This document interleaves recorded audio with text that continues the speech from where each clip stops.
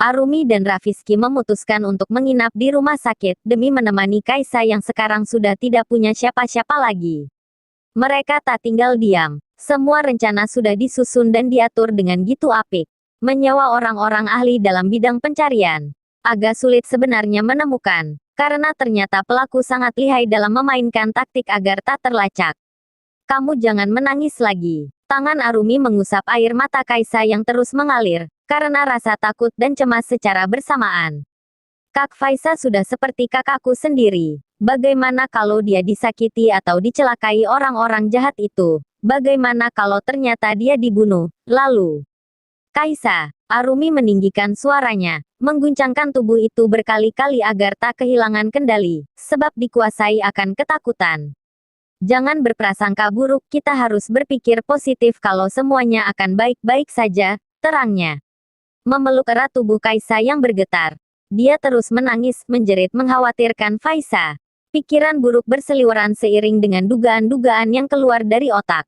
Tanpa diketahui keduanya, Rafizky berdiri di luar ruangan sambil menenteng bungkusan plastik berisi makanan. Dia terus memperhatikan. Setiap fokus terlalihkan kepadanya. Dengan hati yang ikut bergetar merasakan kelembutan gadis yang dulu pernah ia sakiti dengan kejam. Tak disangka memiliki hati seperti bidadari. Ia menyesal pernah melukai perasaannya, bahkan membuat perempuan itu meneteskan air mata. Keanggunanmu, kebaikanmu, keramah tamahanmu dan ketulusanmu membuatku terkesima, papar Rafizky pelan. Senyum nampak terlukis dari bibir. Lelaki maskulin tersebut memilih tak ingin mengganggu dan membiarkan ruang untuk keduanya bercengkerama. Ia duduk di kursi tunggu sambil memeriksa isi pesan di telepon genggam, berharap ada kabar baik yang bisa mengantarkannya menemukan keberadaan Faisa. Sekian detik berselancar di sosial media, tak ia temukan pesan baru dari orang suruhan. Di sisi lain Asker terpaksa memarkirkan mobil ke pinggir jalan untuk menerima telepon dari salah satu anak buahnya. Bagaimana Pak Aska? Apa mobil yang membawa Faisa sudah terlacak? Tanyanya dengan serius. Untuk saat ini masih belum. Kami mengalami sedikit kendala. Sewaktu dalam pencarian, beberapa orang melakukan penyerangan terhadap kami. Ada yang secara langsung untuk mengajak baku hantam, ada juga yang sengaja mempersulit keadaan dengan mengempiskan ban mobil. Jumlah mereka sangat banyak, sepertinya dari komplotan yang sama dan kami kalah telak. Mereka sempat memberikan ancaman agar tidak melaporkan perkara ini ke polisi atau nyawa Faisa akan dalam bahaya. Dan juga ancaman untuk memberhentikan pencarian. Jika tidak ingin sesuatu yang lebih buruk terjadi, jelasnya panjang lebar. Bagaimana, Pak? Apa sebaiknya pencarian ini dihentikan saja? Karena sepertinya sangat berbahaya, usul Pak Aska, meringis kesakitan dari sudut bibir yang berdarah. Asker memukul setir mobil dengan keras, menahan amarah yang bergejolak di dada. Saya membayar kalian untuk menemukan keberadaan Faisa, bukan untuk menyerah. Pokoknya pencarian ini tidak boleh dihentikan. Kalau perlu tambah personil biar bisa seimbang saat kembali dikeroyok, ujar Asker menggebu-gebu. Baik Pak, kami akan berusaha semaksimal mungkin. Orang-orang dari Pak Rafizky juga sudah bergabung dalam tim kami. Beberapa orang, mungkin tidak bisa melanjutkan misi ini, karena ada yang terluka parah dan harus segera dalam penanganan. Saya sarankan agar Anda dan Pak Rafizky serta orang-orang yang mengetahui akan kejadian ini, untuk tetap waspada. Baik Pak Aska, balas Asker lemah, mematikan sambungan telepon dan menetralkan jantung yang terasa menyumbat pernapasan. Dulu Rafizky yang tak jadi menikah dengan Faisa. Sekarang waktu ia ingin melamar malah kembali terjadi penculikan. Asker melajukan mobil menuju perumahan elit. Sepanjang jalan dia terus gelisah, sesekali menghembuskan nafas yang terasa mengganggu. Setiba di rumah, Asker memanggil keras orang tuanya. Berulang kali menggemakan suara, muncullah sang mama dari lantai 2. Dia lekas menuruni anak tangga dan keheranan melihat anak sulungnya berteriak. Tidak seperti biasa yang meminta pembantu untuk memanggilkan mereka, lalu berkumpul di ruang keluarga jika ada sesuatu penting yang harus dibicarakan.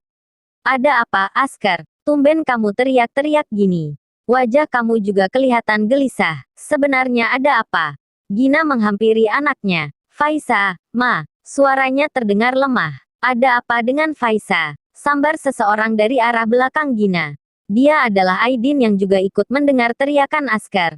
Faisa dibawa laki-laki asing. Tidak tahu kemana. Asker takut mereka akan mencelakakannya. Astagfirullah, gumam Gina. Kamu serius, Asker? Tanya Aidin. Asker mengangguk, mulai menceritakan, dari peristiwa dia yang diikuti seseorang sampai cerita Kaisa. Semua ia ceritakan. Gina dan Aidin nampak terkejut dengan penuturan barusan. Mereka saling pandang. Kamu jangan ikut campur. Hentikan pencarian ini. Papa tidak mau sesuatu yang buruk akan menimpamu juga. Mungkin sudah menjadi nasib Faisa. Papa, teriak Asker, tak setuju dengan ucapan Aidin. Dia pikir akan mendapatkan bantuan. Ternyata malah ingin melemahkan semangatnya. Aku mencintai Faisa. Aku tidak mau kehilangannya. Dan harus gagal untuk kedua kali. Tanpa persetujuan Papa, Asker akan tetap mengupayakan segala hal untuk bisa menemukan Faisa. Selain karena dia orang yang aku cinta, Faisa juga sahabatku, Pah. Aku tidak mau dia terluka, tajamnya. Berbalik dan melangkah keluar dengan tangan mengepal dan dada yang kembang kempis. Asker, jangan membantah. Tekan Aidin ingin mengejar, tapi Gina lebih dulu menggenggam tangannya. Biarkan Asker memperjuangkan cintanya, jelas Gina. Menatap tajam suaminya yang mendelik. Ibu macam apa kamu? Tidak mengkhawatirkan anaknya yang mungkin saja akan dalam bahaya. Tugas kita adalah melindungi. Itu saja. Selebihnya biarkan Asker ingin menyelamatkan nyawa orang yang terkasih. Selama itu untuk kebaikan, kenapa kita harus melarangnya? Aku tidak habis pikir denganmu Gina. Seenteng itu kamu bicara. Dan tidak khawatir sama sekali. Aku bukannya tidak khawatir.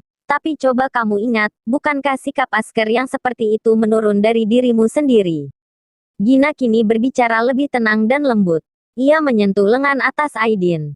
Di sini, ada luka tembak, kamu masih ingat luka itu didapatkan karena apa?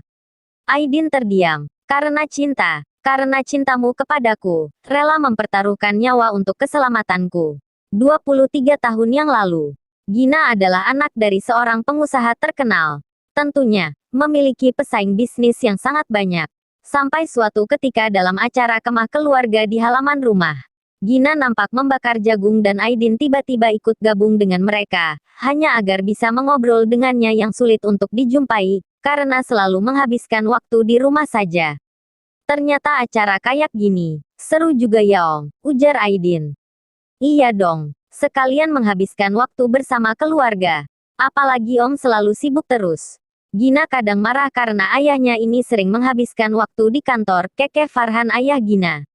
Mendengar itu Gina yang berada di samping dan agak ke depan dari mereka, segera memasang wajah cemberut. Aidin sangat suka melihat Gina yang seperti itu. Terlihat tidak marah tapi di penglihatannya malah tambah gemes. Selama ini laki-laki itu sudah menunjukkan suka kepada Gina, tapi tak pernah dibalas. Perasaan cinta memang tak bisa dipaksa. Sejauh ini Aidinlah yang harus sendirian memperjuangkan. Terlebih keluarga mereka yang saling akrab, semakin memudahkan Aidin untuk mendapatkan cintanya suatu saat nanti.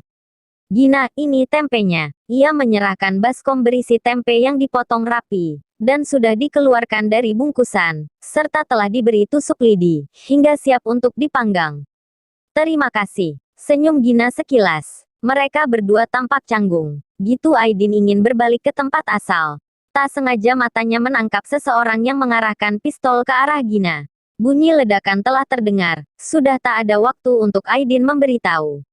Awas Gina, teriaknya, mendorong agar menjauh dari posisi sekarang, dan membiarkan dirinya yang menjadi korban tembakan. Bersambung.